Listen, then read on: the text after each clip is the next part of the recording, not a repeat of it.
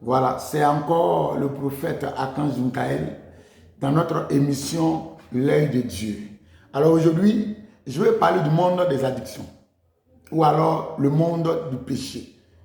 Le péché tellement pressant où des personnes ont du mal à s'en séparer ou alors même des péchés qui vivent notre vie loin de ce que nous devons être. Dans ce principe, j'aimerais vraiment regarder les personnes, par exemple, qui sont accros de la drogue, de l'alcool, de la masturbation, l'inceste, la peste. Peu importe, aujourd'hui, l'homosexualité, la sodomie. Aujourd'hui, une femme va se lever, elle va te dire que je me sens plus femme, je me sens homme. Un homme va se lever, je me sens plus homme, je me sens femme. C'est un principe que le Seigneur m'a enseigné dans la délivrance pour dire quoi? La mort elle-même n'a que la définition du péché.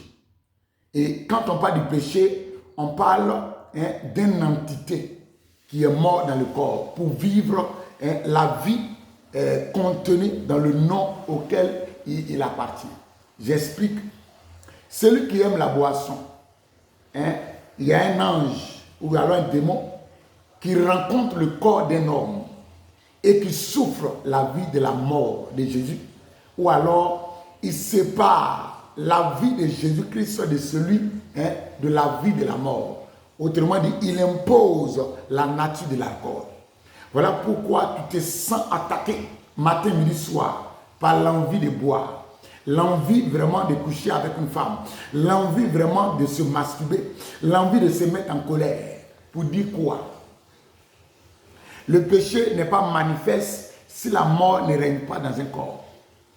Et ce qu'il faut, c'est que ce qui nourrit le péché, c'est cette vie, la mort. Donc, quand l'esprit de mort est dans le corps d'un homme, il crée un espace où tout autre esprit peut venir et descendre pour manifester le caractère qu'il a. Voilà pourquoi la plupart des chrétiens qui sont dans les églises, où la pureté et la sainteté n'est pas la robe de l'église, ils ont des combats terribles en ce qui concerne le péché.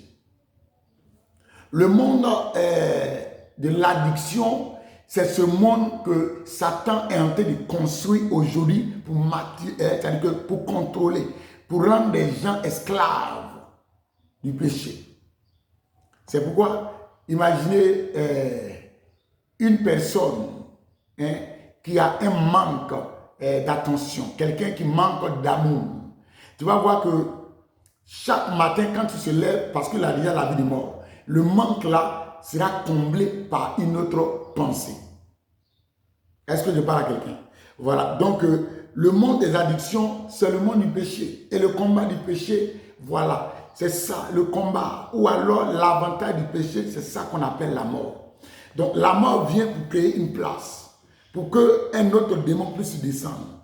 Quand l'esprit de mort est dans un corps, il vient créer le vide. Et tu vas voir que le démon de la corps, il est là. Quand il est là, chaque fois que l'occasion se présente, la personne, il se mettra en colère. Quand la mort est là et que le péché de la masturbation descend, aussi longtemps que la mort est, la masturbation va se manifester. Et à tout moment, tu auras l'envie de te masturber. Comment s'en séparer? On peut vraiment sortir des addictions. On peut sortir. Le monde aura dit que ces choses ne sont pas possibles. On peut sortir. Et le seul moyen de s'en défaire, c'est la délivrance. Quand l'esprit de mort n'est plus et que le démon qui donne sa vie sur cet autel de mort, automatiquement, voilà. Tu sens dorénavant que tu n'as plus l'envie.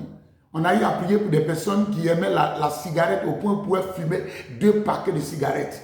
Mais après la délivrance, ça n'est fini. L'odeur de la cigarette, tu n'entends plus. Les envies de la cigarette ne sont plus. Et la vie de la personne est libre. La personne se rend compte qu'il était dans une prison. Alors, nous donnons vraiment, je donne vraiment ces différentes informations au peuple de Dieu pour que les gens aient la vérité. Il dit que la lumière est venue et les gens, voilà, selon Jean, je vais prendre ce texte-là pour clôturer.